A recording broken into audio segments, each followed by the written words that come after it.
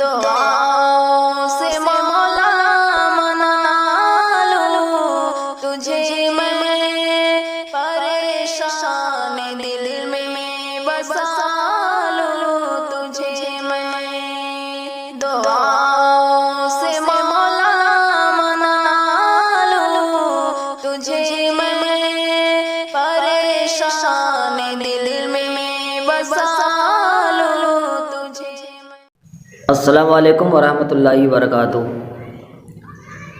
آج میں مغفرت کا ایک عجیب قصہ آپ کو سنا رہا ہوں۔ اللہ تعالیٰ مجھے اور آپ سب کو عمل کرنے کی توفیق نصیب فرمائے۔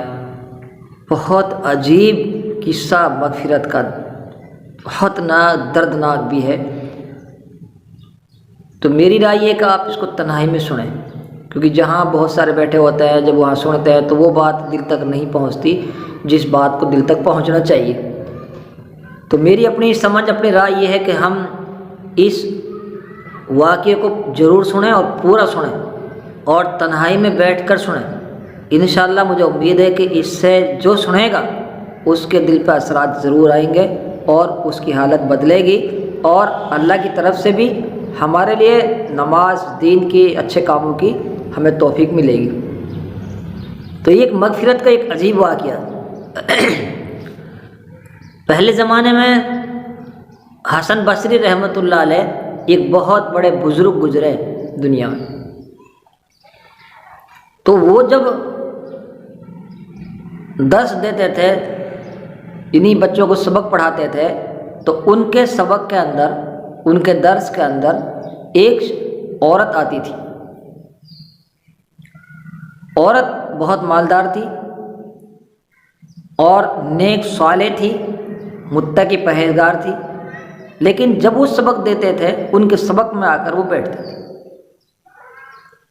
کچھ وقت گزرا، کچھ وقت گزرنے کے بعد میں اس لڑکی کی شادی ہو گئی۔ شادی ہونے کے بعد میں ان کے ایک لڑکا بھی پیدا ہو گیا۔ تو جیسے ہی وہ جب لڑکا پیدا ہوا تو ان کا جو شوہر تھا اس کا انتقال ہو گیا جوانی میں ہی، ایک ہی بچہ ہے، اس کا انتقال ہو گیا۔ تو اب بہت بڑا مسئلہ سامنے تھا کہ ان کا شوہر تھا، ان کا جو خاوند تھا، اس کا انتقال ہو گیا، ایک ہی بچہ ہے، جوان عمر ہے۔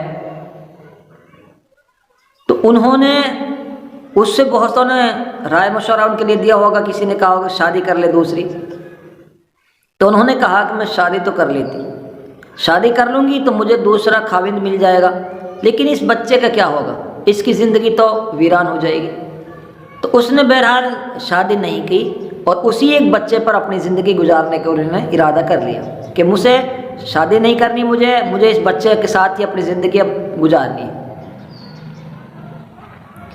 اور حدیث میں جو عورت شادیاں نہیں کرتی، یعنی ان خاوند کے مر جانے کے بعد اگر اپنے بچوں کے لیے، تو اللہ تعالیٰ ان کو ایک غازی بن کر زندگی گزارتی ہے، یعنی اپنے نفس کے خلاف وہ جہاد کر رہی ہے، ان کے لیے بہت بڑا ثواب ہے اللہ کی طرف سے۔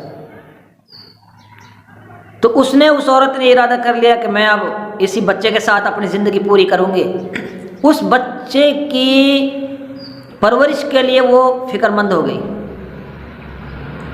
بچہ کچھ بڑا ہونے لگا آہستہ آہستہ، ماں سمجھاتی اسے دنیا کے بارے میں، دین کے بارے میں، اور پھر اسے اپنے استاد کے پاس بھی لے کے جاتی تھی، حسن بصری رحمۃ اللہ علیہ کے پاس۔ پھر وہ استاد ان کو سمجھاتا تھا کہ یہ اچھے کام ہیں، یہ برے کام ہیں، یہ نہیں کرنے، یہ کرنے اس طریقے سے۔ یعنی اس ماں کی بچے پر، اپنے بچے پر اتنی کوشش شروع کر دی اس نے کہ میرا بچہ غلط کام میں، غلط راستے پہ نہ جائے، میرا بچہ سیدھا راستہ، صحیح نیک صالح راستہ اختیار کرے، اس لیے کہ میں نے اپنی زندگی اس کے ساتھ گزاری ہے۔ بچہ جوانی کی طرف بڑھنے لگا تو ماں تو اتنا تو نہیں کر سکتی تھی کہ 24 گھنٹہ اس کو اپنے ساتھ رکھے۔ کچھ وقت ماں کے پاس رہنے کے بعد وہ گاؤں میں، گلیوں میں جاتا تو وہاں پر گاؤں کے وہ بچے رہتے تھے، تو ان کے ماحول میں وہ بچہ جاتا، اور جو بچوں کا ماحول تھا وہ اتنا خراب ماحول تھا کہ پوری برائیاں ان بچوں کے اندر، اور وہ بچہ جب ان کے پاس جاتا تو اس کی برائیاں اس لڑکے کے اندر سرایت کرنی شروع ہو گئی۔ ماں کو پتہ لگا کہ بچہ ایسے کچھ غلط کاموں میں چل رہا ہے تو ماں اس کو گھنٹوں گھنٹوں سمجھاتی، پھر اس کو استاد کے پاس لے کے جاتی، استاد جی یہ بچہ، تو وہ سمجھاتے اس کو گھنٹے گھنٹے، لیکن بچہ بجائے سمجھنے کے اور برائیوں کی طرف تیزی کے ساتھ بڑھنے لگا، اور یہاں تک وقت آیا کہ بچے کے اندر جو برائیاں اس وقت تھی ہر برائی اس بچے کے اندر پیدا ہو گئی، اور اس نے ان برائیوں میں پڑھ کر اپنی زندگی بھی خراب کر لی، بالکل تباہ اور برباد، اپنی صحت سب کچھ اس نے خراب کر لی ان گناہوں میں پڑھ کر۔ گناہوں سے انسان کی دو چیزیں برباد ہوتی ہے، اس کی صحت بھی برباد ہوتی ہے، اس کا پیسہ بھی برباد ہوتا ہے، اس کی جوانی بھی برباد ہوتی ہے گناہوں سے۔ تو اس بچے نے گناہوں میں پڑھ کر اپنی ساری زندگی کو تباہ برباد کر لیا، اور ایسی بیماریاں لگ گئی کہ جو بیماریاں صحیح ہونے کا نام ہی نہیں لے رہی تھی۔ ایسی لا علاج بیماری اس بچے کے اندر لگ گئی کہ ڈاکٹروں نے بھی انکار کر دیا کہ اس کا کوئی علاج نہیں۔ ماں سمجھاتی، استاد کے پاس لے کے جاتی، نتیجہ یہ کہ بچہ برائیوں میں پڑھ کر اپنی کئی سالوں لگا کر اپنی ساری زندگی کو تباہ کر لیا برائیوں میں پڑھتے پڑھتے، اور یہاں تک وقت آیا کہ بچہ کھاٹ پہ لیٹ گیا، اتنا بیمار ہو گیا، ایسی لا علاج بیماریاں اس بچے کے لگ گئی ہیں کہ وہ بچہ اب کھاٹ میں پڑا ہے، اب اس کے پاس کوئی راستہ نہیں ہے۔ لیکن جس وقت وہ کھاٹ میں لیٹ گیا بیماری کی وجہ سے، اب اس کے دل پر کچھ محسوس ہوا، کچھ اثرات شروع ہوئے۔ اس نے کہا امی جان استاد جی کو بلا لائیں، میں توبہ کرنا چاہتا ہوں ان کے ہاتھ سے۔ ماں اپنے بچے کے لیے استاد کے پاس گئی، حضرت حسن بصری رحمۃ اللہ علیہ کے پاس، اور ان سے کہا استاد جی میرا بچہ بہت بیمار ہے اور آپ وہاں چل دیں، اور وہ تو ان کو سمجھا دیں، وہ توبہ کرنا چاہتا ہے، وہ توبہ کرنا چاہتے ہیں، آپ وہاں چل دیں۔ استاد نے کہا میں نے تو بہت سارے سال اس کے پیچھے لگا دیے سمجھانے میں، اب بھی وہ دھوکہ دینے کے لیے بلا رہا ہے، وہ نہیں سمجھے گا اور میں نہیں آ رہا اس کے پاس۔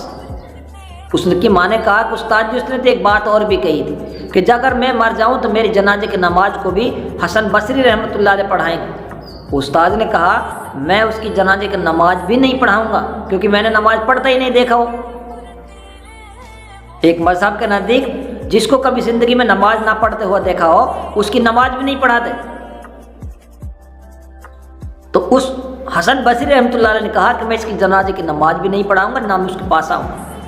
ماں روتی ہوئی وہاں سے، ادھر بچہ کھاٹ میں بیمار، لا علاج بیماری لگ گئی، ادھر استاد نے منع کر دیا، ماں گھر پہ آ گئی۔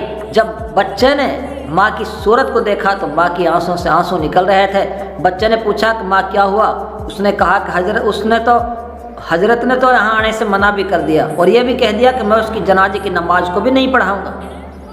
تو اس نے اپنی ماں سے کہا ماں اب اس کے دل پہ جو کیا گزری، ادھر مار ہو رہی ہے، استاد نے آنے سے منع کر دیا، جنازے کی نماز بھی نہیں پڑھائے گا۔ تو اب اس بچے نے جو اپنی ماں سے کہا تو یہ بات سننے کے لائق، اس بچے نے کہا ماں جس وقت میری روح نکل جائے تو میرے گلے میں اپنا دوپٹہ باندھ کر مجھے صحن کے اندر گھسیٹنا جیسے کتے کو گھسیٹا جاتا ہے۔ ماں نے پوچھا کہ کیوں؟ اس لیے کہ ماں جو اپنے ماں باپ کا اللہ کا نافرمان ہوتا ہے اس کی سزا یہی ہے، تاکہ دنیا کے لوگ جان لیں کہ اس کی سزا یہ ہے۔ دوسری بات اس نے کہی کہ ماں میں مر جاؤں، جب میری روح نکل جائے تو میرے جنازے کو قبرستان میں، مسلمانوں کے قبرستان میں مت دفن کرنا، اس لیے کہ میں اتنا گنہگار ہوں کہ میرے گناہوں کی وجہ سے ان قبرستان والوں کو تکلیف نہ پہنچے۔ تو یہ جو بات کہہ رہا تھا یہ دل کی گہرائیوں سے کہہ رہا تھا۔ اللہ تعالیٰ نے اس کی یہ دونوں باتوں کو جب سنا تو اللہ تعالیٰ کو رحم آیا اور اللہ تعالیٰ نے اس کی مغفرت کر دی، اس کی روح نکل گئی۔ روح نکلنے کے بعد ماں اس کی آنکھوں کو بند کر رہی تھی تو ادھر سے دروازہ کھٹکھٹایا۔ ماں نے کہا اندر سے کون؟ حسن بصری رحمۃ اللہ علیہ نے کہا کہ میں حسن بصری رحمۃ اللہ علیہ۔ ماں نے کہا آپ نے تو یہاں آنے سے بھی منع کر دیا تھا، آپ نے تو جنازے کی نماز پڑھانے سے بھی انکار کر دیا تھا، آپ یہ کیوں آئے آپ یہاں پر؟ اس نے کہا یہ بات سننے کے لائق، اس نے کہا کہ جس وقت میں تم وہاں سے آ گئی میں سویا تو اللہ تعالیٰ کی طرف سے وحی آئی، اللہ تعالیٰ نے مجھ سے کہا اے حسن بصری میرے ولی، تو کیسا میرا ولی ہے؟ تو میرے اس ولی کی نماز نہیں پڑھا رہا، تو میری آنکھ کھلتے ہی میں فوراً میرے گھر کی طرف بھاگا، اس لیے میں آیا ہوں کہ اللہ تعالیٰ نے مجھے حکم دیا کہ میں اس ولی کی نماز کو پڑھاؤں۔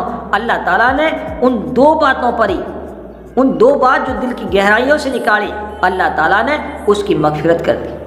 ہم اپنی زندگیوں میں کوئی ایسی بات نہ کہیں جس سے فتنہ فساد پھیل جائے، جس سے گاؤں میں نفرتیں پھیل جائیں۔